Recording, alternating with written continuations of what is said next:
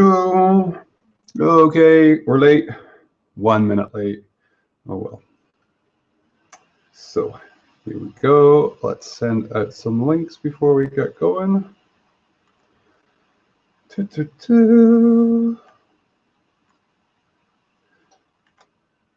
We are live.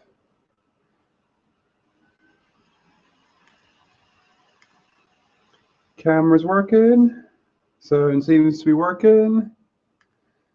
Send out some tweets.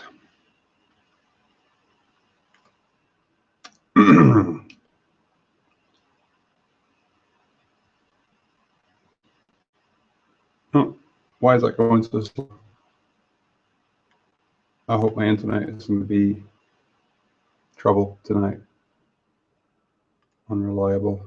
Nope, there we go. We're tweeting, we're live. Okie dokie. So let's see what's going on here. There we go. We've got a few folks subscribing. And that's it. Right, I suppose we better get going, It's always a bit rubbish when there's nobody actually watching yet, but oh well.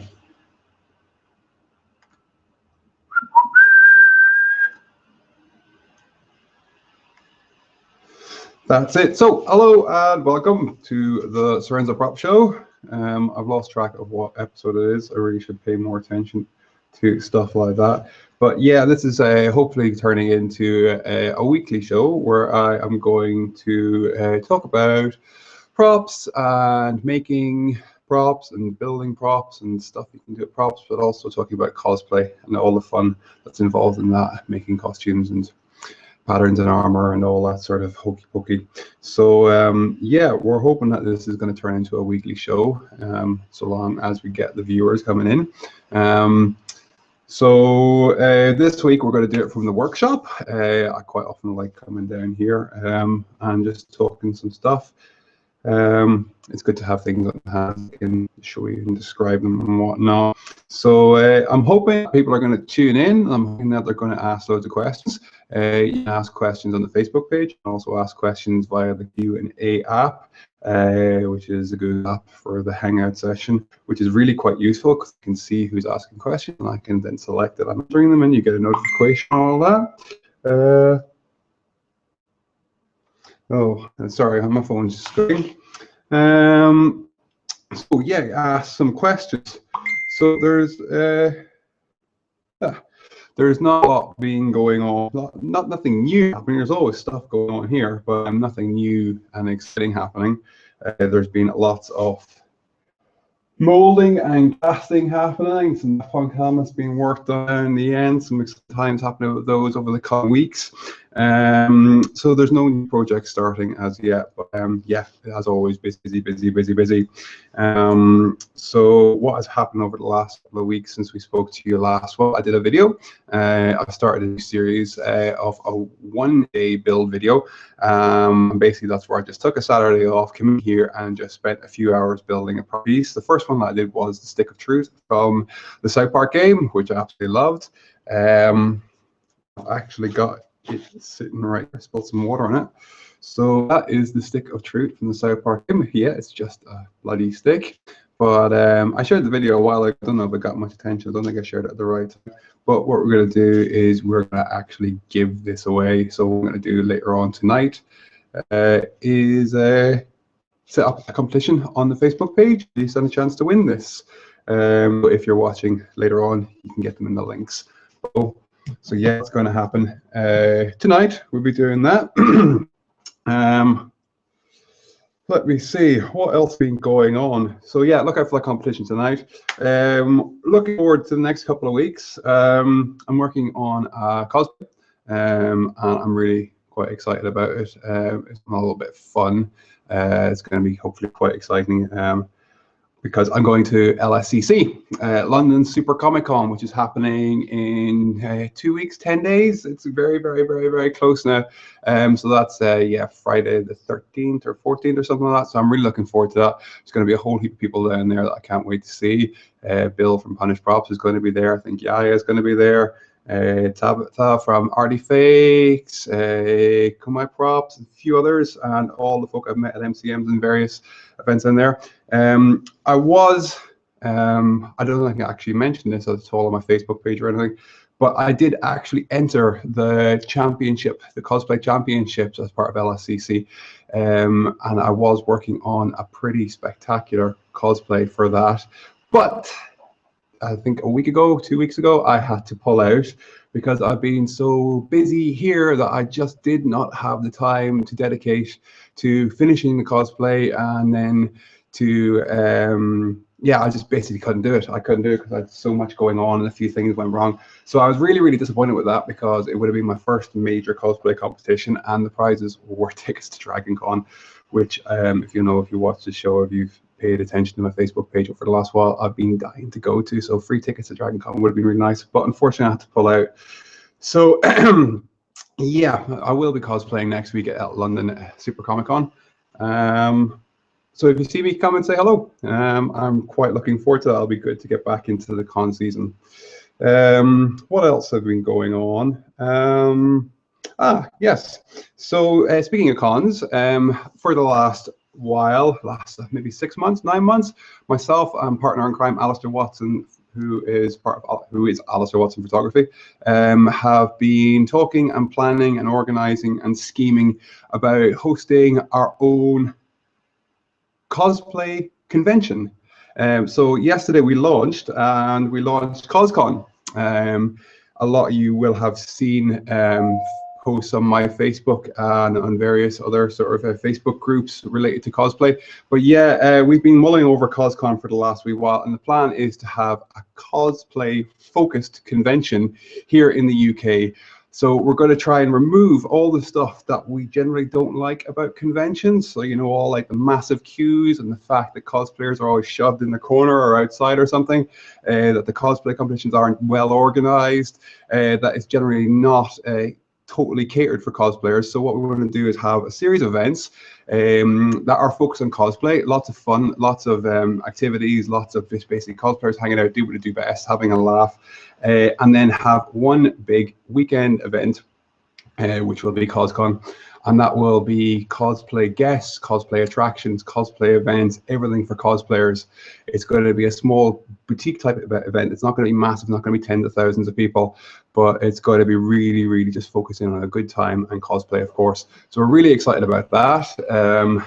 We will be doing a lot more of that as the summer develops, and of course I'll be dropping lots of information about where you can find out about that. And our first event is happening at the end of the month, which I'm really, really excited about, because we get to party and cosplay, which is brilliant.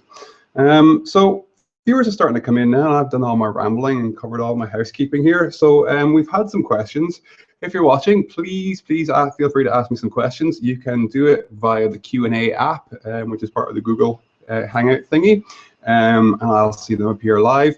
And if not, you can ask on the Facebook page, or you can ask on the Google page, the Google Plus page, the event page, and I will be able to answer all your questions. So let's go and see where the questions are. I'll find them. Let me see. Okay, so Malcolm asked a question a few days ago. Thank you, Malcolm. And Malcolm's question was about metallic paint and what is the best way to get it off his hands every night he ends up covered in it. Yeah, paint can be a bit of a nightmare. If you look at my hands, they are basically constantly covered in paints and resins. With paint, I don't know how you're actually supposed to get it off. I'm sure there are, like, you know, sort of skin sensitive products that you can use to get them off, but if my hands are completely, well, generally don't really clean them. I'll wash them, but I never get it all completely off. But what I'll use is maybe a bit of what you would use for removing paint, so some white spirits or some thinners. It's not great for your skin, so I don't recommend like bathe your hands in there. But a quick little brush with some thinners with a rag or a piece of paper towel can get most of it off, and then just some good soap and water and a nail brush should be able to get rid of most of it. But yeah, it is a nightmare if you're doing this on a daily basis. You kind of get used to the fact that your hands are always filthy. I find resins are worse because resins tend to stick and they go right into all the little cracks and crevices in your hand and just never really comes off, and it quite often looks really, really terrible. So yeah, I must actually look and see is there anything that is specific for getting paint off.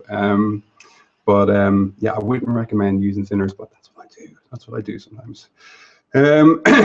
So moving swiftly on. Thanks for that, Malcolm.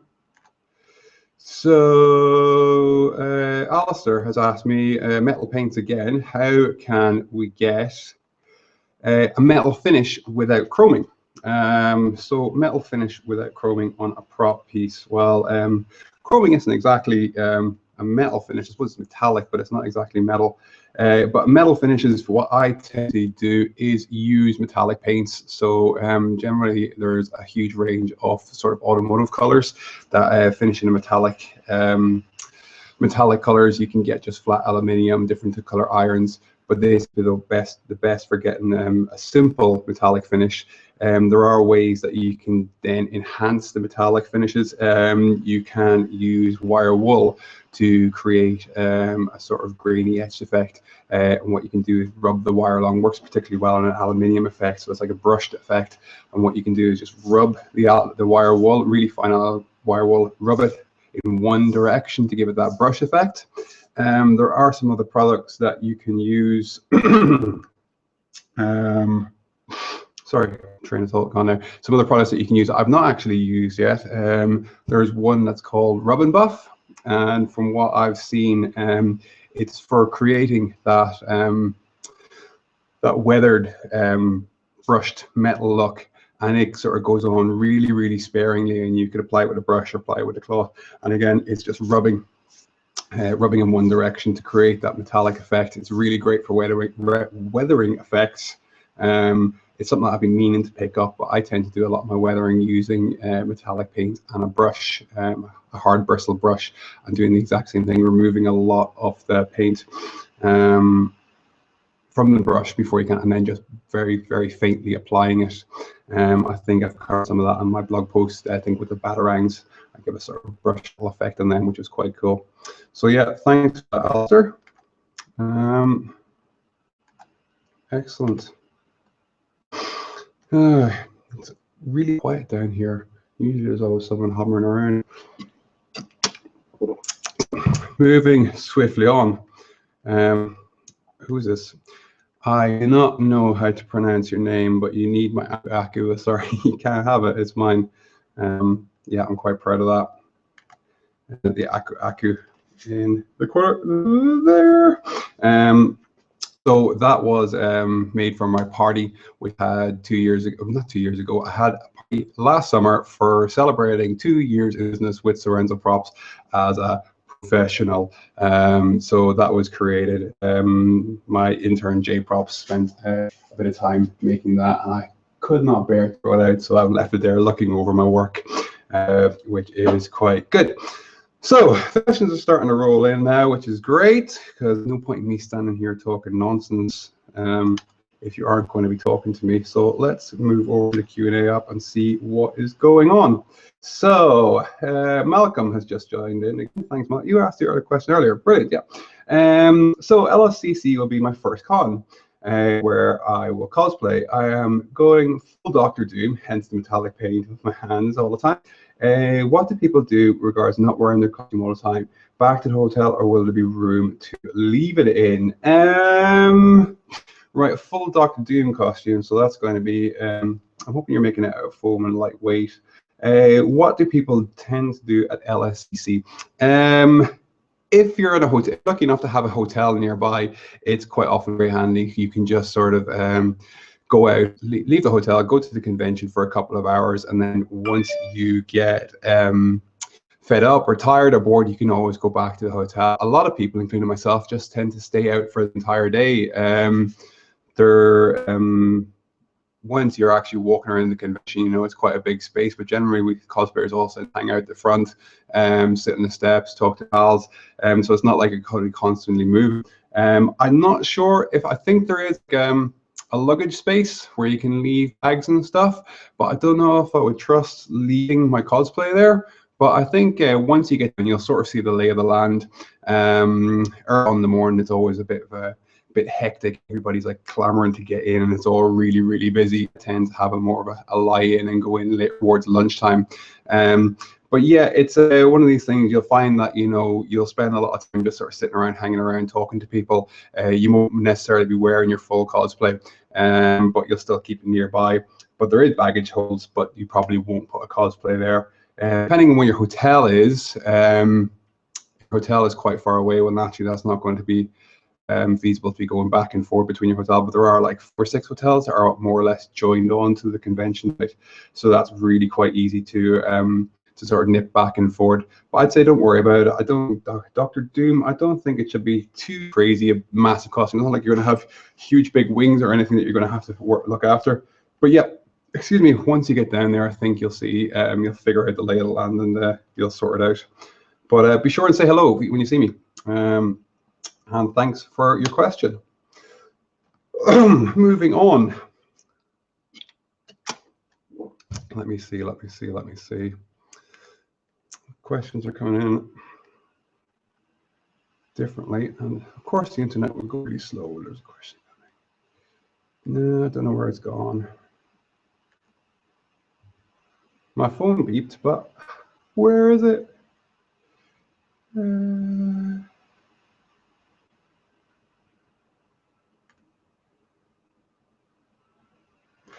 I'm gonna have to check my phone for it. I've lost it. Oh, there we go. That's why. It's on my Facebook page. There we go.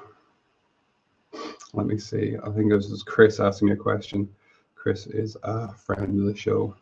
So let me see if I can find it. Here we go. Yep. Nothing worse than dead area. I hope the video is actually working. My messages won't open up. It's still working. Oh, okay. So Chris said that he is really looking forward to Coscon, and he's just wondering there are more updates and info about it. Yes, we launched last night, as I mentioned earlier in the show. We launched Coscon last night, which is going to be my little pet project for the coming years, organizing cosplay-orientated events and eventually a big weekend convention. Not big, but a weekend convention solely focused on Coscon. So we launched last night. We did a beautiful little video, which was made by our friend Ewan at Final Crux Videos, Final Crux Films, who put together a wee video with myself and Alistair Watson. We will be announcing information, but we're not going to be giving it all at once. What we're going to do is tease you with it. So we're going to be giving information out nice and slowly. The first thing that we're going to focus on is our first event, which is going to be in Glasgow. We will be doing other events throughout Scotland and hopefully the UK, and that is the aim. But we're going to start in Glasgow because that's where I live. And the first event will be the end of March, and that's as much information as we're giving out today, because we don't want to spoil the fun, you know. So we're trying to get people involved. We've got a Facebook page, we've got a Facebook group, so we're getting people who are interested in cosplay, who want to contribute, to help us with ideas, what makes a great event, what they like, what they don't like, and hopefully we can come up with something that is going to be pretty special for cosplayers, because at the moment there's no real sort of focus on cosplay. It's always an afterthought, and that's what we don't like. That's what myself and Alistair don't like. So we're really looking forward to getting into it. So the end of March will be the first event, and more information will be announced on the Coscon page by the end of the week, Thursday, Friday maybe. So yeah, thanks for that, Chris. Thanks for that, Chris. Let me see, where are we going now?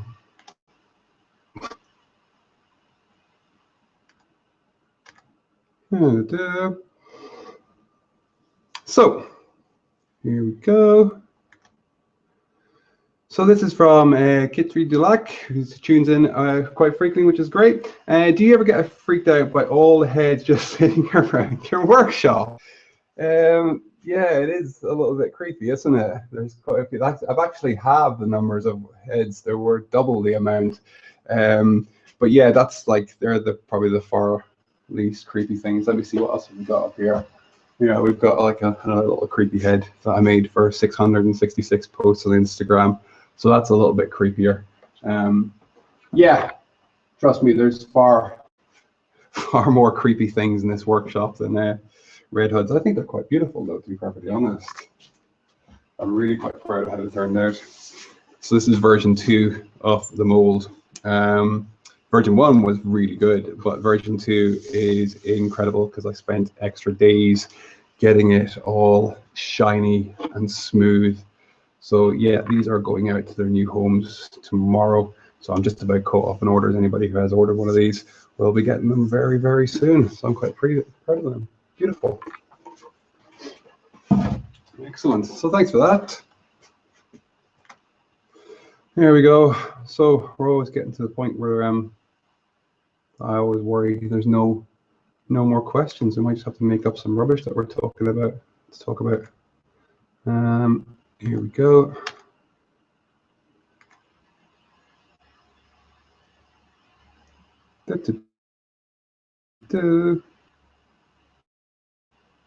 One about the internet.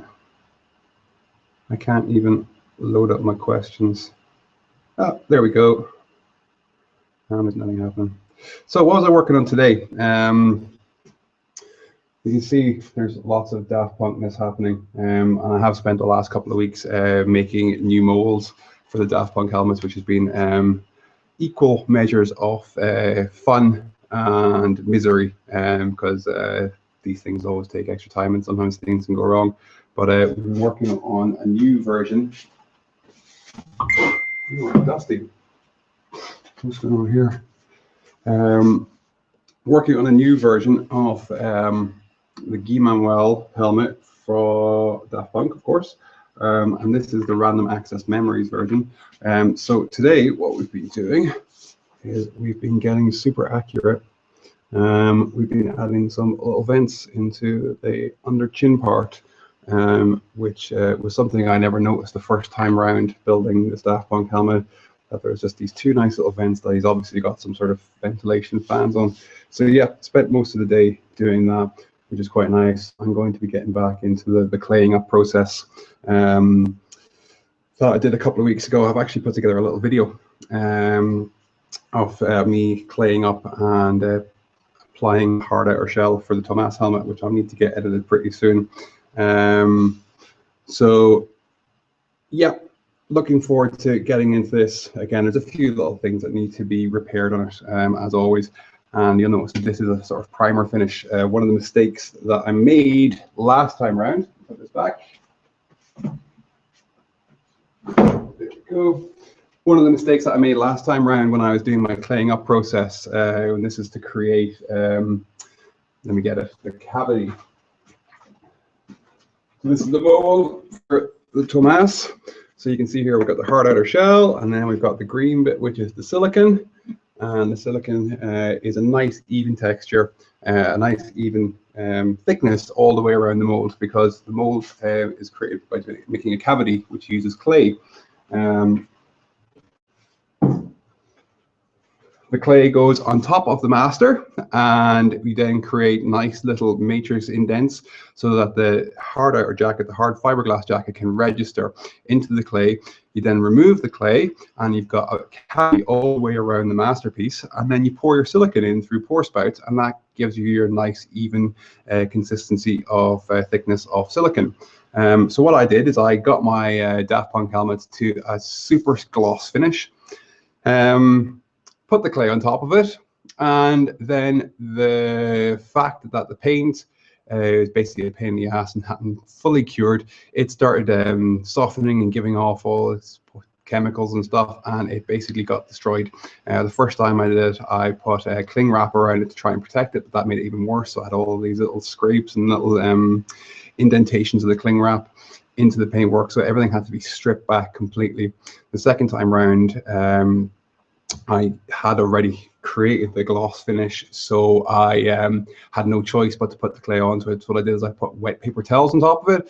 This worked a lot better. It wasn't as aggressive as the cling film was, as the cling wrap was, but I still had to strip it back and repaint it and rebuff it, which is a pain in the ass. So this one is now, excuse me, at a primer stage. So I'm hoping that I can put the clay on top of it, make my jacket, and then once the jacket is made, I can see about getting the buff finish, the gloss finish onto the master. So I've been waffling on. There's some questions coming in here. Malcolm, again, thanks, Malcolm. Bill from Punish Props, you've probably seen his show, which is a lot better than mine, but he's been doing it for quite a while, hasn't he? He's always raging on about Barge Cement. Have you ever found it in the UK? If not, do you? Have you discovered?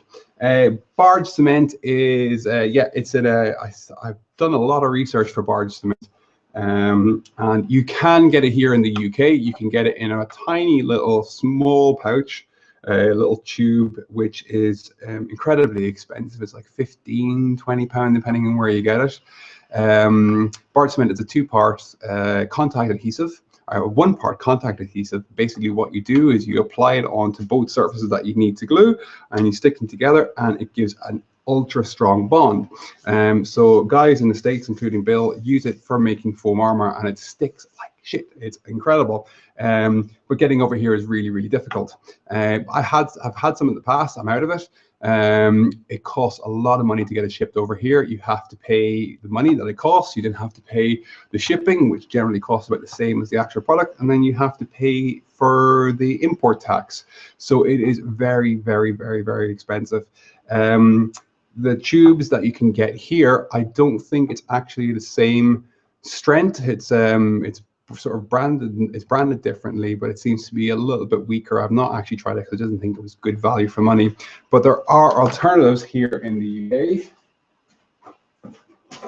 Let me see. Now I've got a couple that I use. This is a really cheap and nasty one, so this can be got from Screwfix, and it does quite a good job, and it works the exact same what's called no nonsense liquid contact adhesive. Exact same. You apply it onto both surfaces that need to be bonded together and wait for it to go tacky, and then you join them. The other one that I prefer at the moment is this one here from Evo-Stick Impact instant contact adhesive. Again, it works the exact same way. There are lots of brands, there are lots of different alternatives, and basically it's just a contact adhesive that you were looking for, but trial and error and experimentation is the best way forward. But when these products can cost quite a bit, trial and error is quite often an expensive way of testing them all. But yeah, contact adhesive is the way forward if you can't get your hands on Barge. Equally, just using a hot glue gun for working with foam works just as well. It's not as neat and tidy. You can get a little bit of spooge coming out of your cracks, but that can always be cut away and sent at the back. So so yeah, thanks for that. Oh, there's one more thing you can also get. Do I have any? No, I thought I had some, but you get like an aerosol can version of contact adhesive, which is generally a sort of fabric-y one, but that works really well also. So have a look at those. So thanks for that, Malcolm. So he's staying awake for my show. Oh, brilliant. Well, I'm glad that you could stay awake. So there we go. So yeah, I've been meaning to get more Barge, which is a really great product. But the last time I ordered, which is a real pain in the ass, I ordered from a shop on eBay, and it never showed up. And of course, I never noticed. I forgot. There's so many things getting ordered into the workshop here on a weekly basis that I completely forgot about it. And then of course I went to look for it and it was lost, and they were like, oh, not our problem. Tried to get my money back via PayPal, but I got it for 45 days. So I pretty much lost out on 50 quid for a tub of glue. So I haven't actually bought a new one because I just couldn't be bothered spending that much money and run the risk of losing it again, which was a bit of a pain in the ass, but what can you do? So let me see what else is going on. I think we seem to have run out of questions, which is always the fear.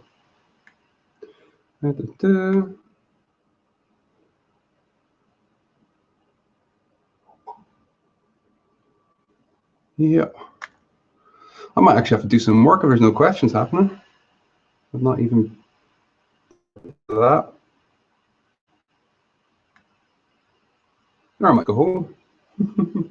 That might be the easiest way to do it. I'm just going to put these back before they.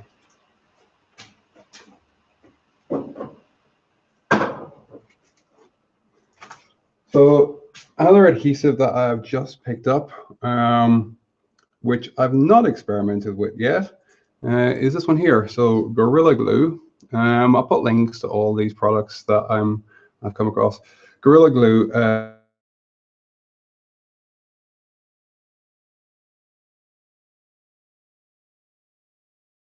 Claims to be the world. I'm not exactly sure what it's all about, but it seems to be water activated, which is quite bizarre. So I'm assuming it's some sort of PVA, but I'm looking forward to trying that out and seeing what that is going to be used for. But that's part of the pleasure of this job, is finding all these new products and new materials and figuring out how they work and what way they work best. So yeah, I'll let you know how that glue works once I pop it open and find the use for it. So here we go. I'm sorry, but I cannot pronounce your name because it's got like weird little things and everything on it. Let's call you Jay. But Jay has said that he has thought about buying one of my Daft Punk kits many times, but never did because I have absolutely no experience and products are not as easy to get here in Portugal. Okay, so he's from Portugal, that's why I can't pronounce his name. For someone who ever know, for someone who's absolutely no experience, do you think it's a good idea to buy it anyway? So he has no experience, but he really wants a Daft Punk helmet. Well, the only way you're going to learn is from experience. So if you want to do something, you're going to have to try it. You're going to have to figure it out and have a go. I know my Daft Punk helmet kits are quite expensive.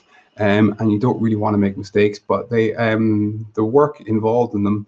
Have I got one here? There's a little bit of work involved in them, and the thing is, with this line of work, unless you completely throw something on the ground and break it into a million pieces, if you make a mistake, you generally can sort of repair it. That's the beauty. Quite often, I have dinged things, I've dropped them, I've cracked them. But all the products that we do use for finishing props and for making props generally can be used to make repairs and to make something better. If you cut something away, you can replace it. So if you want to learn, it's the best way to do it is to actually pick up something and have a go.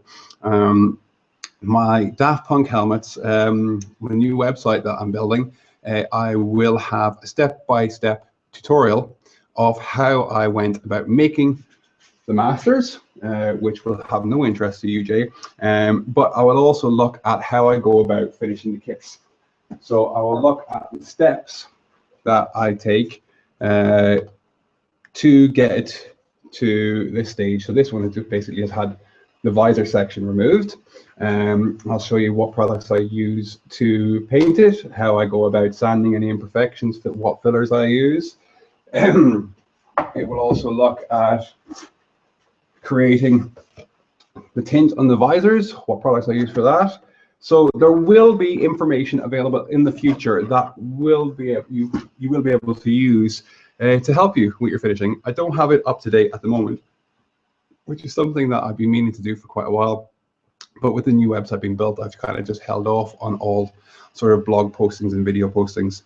I would really like at some point to actually do videos on finishing some of my kits, namely the Daft Punk kits. So that is something that I have thought about and would like to do in the future. I can't say when they'll be done, but yeah, as I said, there is some blog postings there for Daft Punk helmets. There will be more blog postings in the coming weeks. The website is on its way. And I'm now currently updating the blog posts that I want on the website. I'm not going to be I do have a blogger site. I'll put the links below that I've been keeping since I started doing this, which gives step-by-step guides of how I built everything. It's kind of halfway through with the Daft Punk stuff, so ideally I want to have it all finished. Now that I have finished quite a few Daft Punk helmets, I do want to sort of catalog how I got to that stage, and also it'll help people who want to build their own, who want to buy my kits. So yeah, that will be coming in the coming weeks and months. So that might give you a little bit of confidence if you're looking at buying the kit. But yeah, the best method is to have a go. The only way you're going to learn is by getting your hands dirty and getting in there. And like I said, if you make a mistake, you can always, if you put a hole somewhere where you're not supposed to put it, you can use filler to fill that hole back up. If you cut something off, you can always stick it back on. That's the way it generally works. So yeah, give it a go. Have a bit of faith in yourself, and maybe someday you'll have a beautiful Daft Punk helmet for yourself. So let me see what's going on here. I hope that's answered your question, Jay. Let me just, there we go. I wish I knew how to pronounce your name. I'm not even going to try it. It's one thing I'm not very good at, is pronunciating names. So yeah. Let me see. I might just go and do some work.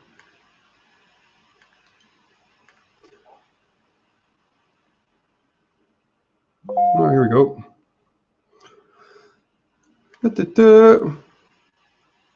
Let's see where these questions pop up.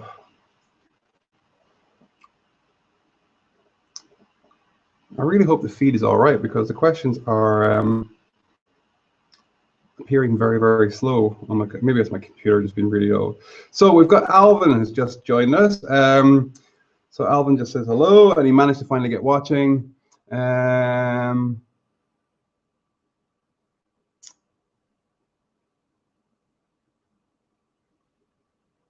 Okay, so he's Giant, thanks for tuning in. He's finally got to watch. Obviously, you've missed a couple of the shows in the past, and he is keen to learn about new materials and experiences. That's what we're here for. So he's wondering about the worst thing that I found that didn't go well together, that didn't work out. So what has been the biggest fuck up?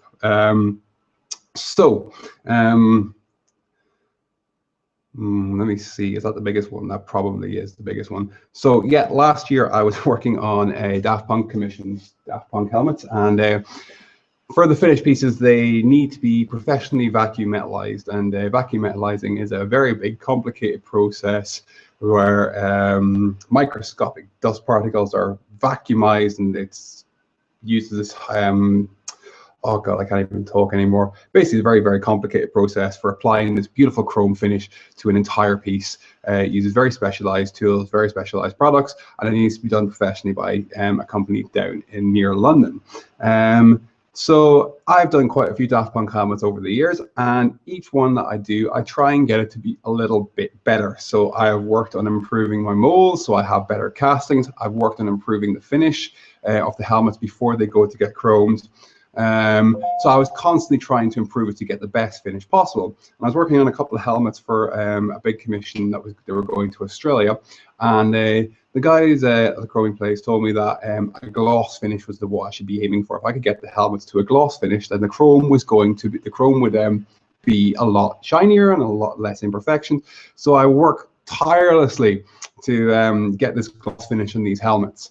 And when I sent them down, they basically, the chemicals that I had used, so rubbing compound and stuff like that, the paints, the rubbing compound and everything, it reacted with the chemicals that they were using for the chrome.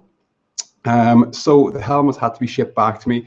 This put the commission behind by like over a week.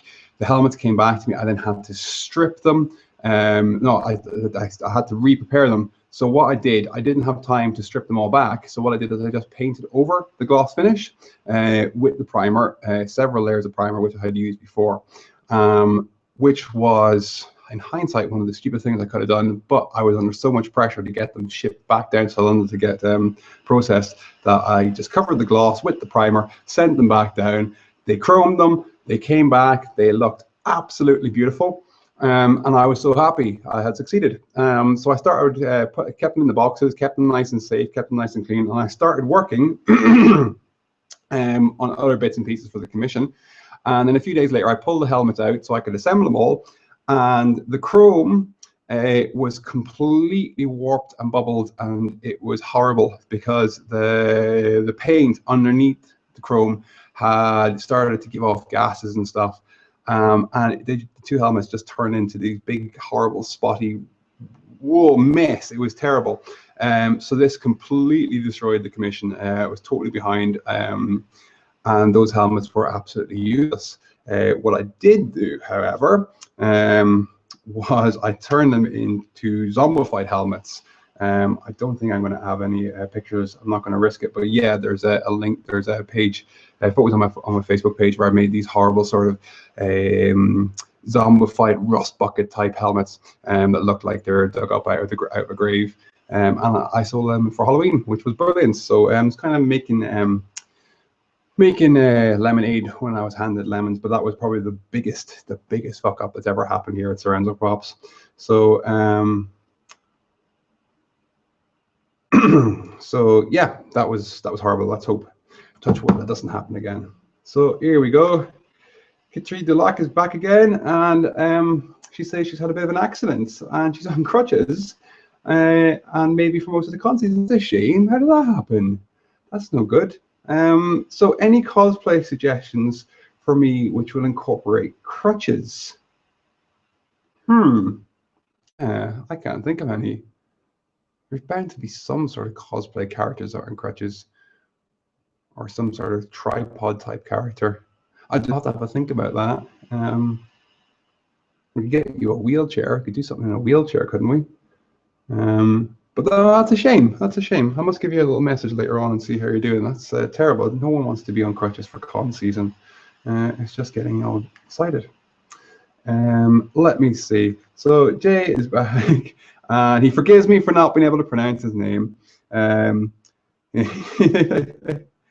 not even going to give that a go. It's J-O-A-O. I'm calling you Jay. You're sticking with Jay, and you are very welcome, Jay. Very welcome. Thanks for tuning in. Thanks for asking some questions, because that's what it's all about, really, isn't it? Asking questions. So Malcolm's back, and Malcolm's saying sorry for spamming with questions. Don't be sorry, Malcolm. That's what I'm here for. I want you to ask me questions. What paint do I use? He's running with Plastic Coat at the moment from Hobbycraft or Will Goes, but I found loads of alternatives in Halford. Any preferred UK brands? So what paints do I use? I use a whole combination of paints, and I am constantly experimenting with paints, what I can do. I do not use the Plastic Coat ones. I have not used Plastic Coat at all, because I've not used them in quite a while. I just don't like them. They don't work very well for what I do. But I will admit that I do use the Halfords, and the Halfords primers in particular are very good. They're reasonably inexpensive for what they are. They're quick drying and they're very good. The cans, some cans just don't work well. These cans seem to work well. They're always really clog free, and it goes on nice and evenly, and you don't need to shake them for hours. They just kind of work quite well. Halfords also do sort of black and white and simple paints, which are quite good, and their lacquer is quite good. I'm trying to experiment more into airbrushing. I've been using my new airbrush, my new Iwata airbrush. So I'll be looking at using that a lot more. So I'm looking at stuff like Wicked Color. And then just for small pieces, I use bog standard acrylic paints. I've got some here. So yeah, just tubes of acrylic paints, which are great for using on brushes, with brushes or something like that. But brushes and sponges, great for weathering effects as well. So yeah, they're what I use. So stick with the Halfords. They're generally quite good. But make sure with all your paints, read the instructions. And if they say leave them for 3 days to dry, leave them for 3 days, and make sure that you use them at the correct temperature, because if you're using them and it's really, really cold, they're not going to dry very quickly. So I've got my spray booth completely full up. My spray booth is heated, so I keep it at a nice sort of 18 to 20 degrees, so the cans all stay at an optimum heat and the paint dries quite well. So yeah, that's what I recommend. Stick with those, and if you see a new brand, just give it a go, see how it works. But for me, the Halford is definitely a good bet. for what you're all about. So yeah, thanks for that, Malcolm. We've had some suggestions for kit tray. Laura Croft, after her adventures, after she's been all beat up. That makes a lot of sense, doesn't it? I would agree with that. But I can't think of any more characters on crutches. No, I can't think of any more. I'll have to Google that later. Let me see, there's something else coming along here.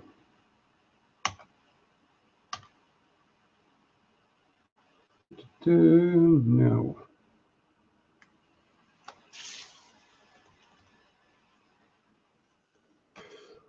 Yeah, Emma, we're going to have to do some Googling to find you some crutched characters. But Lara Croft's a good shout. Thanks, Alvin. Thanks for that. Let me see. What are we going on? What's going on here? I do like doing my show from the workshop, but the computer's really slow, so everything comes through quite slowly.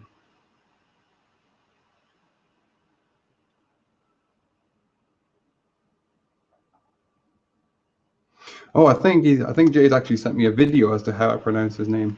I'll watch that later. I don't want to interfere with the feed. But yep, let me see. I'm just, there we go.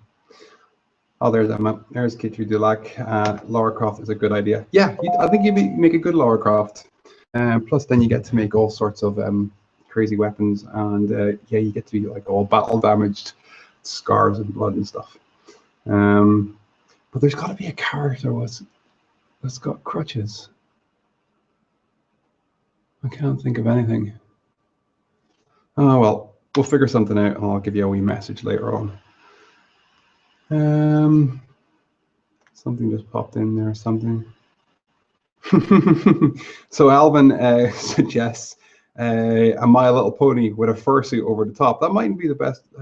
I don't know, like, because then you'd be able to use your arms, but you still got one leg. That's out. I don't know. Yeah, that could work. Yeah, you could do some sort of crazy furry type cosplay, which is not exactly going to be the most comfortable. Being at a con in a furry suit with a sore leg. So yeah, I don't know. Maybe you could, if you teamed up with somebody else, and do a three-legged My Little Pony. I don't know. Yeah, we're gonna have to think about that one. So yeah. So what is going to be going on? So yeah, this week is just going to be. I'm going to be finishing up with a lot of orders. There's some beautiful helmets that need to go out, and there's some Daft Punkness going on as well. I'm not going to reveal what the cosplay is going to be for London Super Comic Con just yet, but maybe next week. I'm going to wrap it up here pretty soon because I'm tired. I want to go home. But what we're going to do is, sorry, my shoe's just fallen off. Eek. Later on tonight, I'm going to do the Stick of Truth giveaway. So I'm going to post the link to that on my Facebook page, and hopefully one lucky person is going to win it. Well, that's if people enter, but yeah, I'm going to give that away. This is a fun little build. What I would like from you guys is suggestions for more one-day builds. I'm hoping to do one a month if I can manage it. And the concept is simple: one day in the workshop, build a prop from start to finish, and get it all done in that time. Record it, show you how I did it. But I need ideas for small, little, handheld, relatively simple things that could possibly be built in one day that you'd like to see. I'm thinking along the lines of, you know, like daggers, something like that. If you want to show me some interesting, cool daggers, would it be a one-day build? I'm kind of looking at stuff that can be made out of foam, stuff that doesn't need to be molded and casted. I may take on some sculptural stuff. I wouldn't mind doing a little bit of sculpting, but generally that might have to be mold and cast. But yeah, open to suggestions for stuff that you would like to see me build. I want to put together a short list so I can start working towards them and planning them in advance. If you're at London Super Comic Con and you see myself, I'll be there with Alistair Watson. Please come and say hello. Don't be shy. Come up and tap me on the shoulder or high five me, or let's have a chat. Hopefully, I don't think I'm going to get another show done in next week, but we'll see. I do want to try and start getting guests on. So if you have suggestions for guests that you'd like me to have on, I've had a few people in the past. I've been keeping it quite local. I'd like to keep it local because I like having people in the studio here with me. So, but I'm hoping to expand it out into web casting. So getting people to join me on the Hangout via their webcam, and hopefully we can talk about who they are and what they do, and then answer some questions and whatnot. So yeah, open to any and all suggestions. I'm going to sign off a little bit early because I'm bored. I'm not bored, but I want to go home. It's been a long day. So yeah, don't forget to subscribe to the channel. Go check out the Facebook page. That's where everything seems to be happening. I'm also on Twitter and Instagram. There's also some fun times there. So go check that out. And look forward to seeing you back for the next one, which will I don't know when it'll be, but I'll let you know. Check out Facebook, and you'll be updated. So yeah, thanks to those people who joined in asking questions. It was my pleasure to answer them. And be sure to join it. Oh wait, we've got some more. We've got some more. I didn't even notice that. I'm not paying attention. Oh, here we go. This is for this is for Kitri Delac. In the Return to Oz, the Wheelers, that would work if you had crutches. Yes, Malcolm. So the movie The Return to Oz, which is absolutely brilliant, actually. I love that movie. There's some horrible characters in it. There are sort of the bad guys that are called Wheelers, and they've basically got wheels on their feet, and then they've got these huge, big, extendable arms that have wheels in them. When I was doing, I did a college course a number of years ago. One of the guys there actually made a Wheelers costume, which was pretty cool, and he did use NHS standard crutches to construct it. So that could be something that you could think about doing. I quite enjoy that one, but that's a big build. And here we go. So Malcolm's also suggesting that Timmy from South Park has crutches sometimes. Yeah, Timmy's in the wheelchair and Jimmy has crutches. Jimmy, the stand-up comic. So there you go, Emma. You could do that. You could do Jimmy from South Park, which would be hilarious. He's one of my favorite characters. He's so funny. So there's a couple of suggestions from Malcolm. Cheers for that, Malcolm. Thanks for tuning in. So yeah, I've done my sign-off. Thanks everybody for watching. Subscribe to the channel. Go to Facebook. Check it out there. And I'll look forward to the next show. And we'll answer some more questions, talk about some more stuff. So yeah, see you next time, guys. Cheers for watching.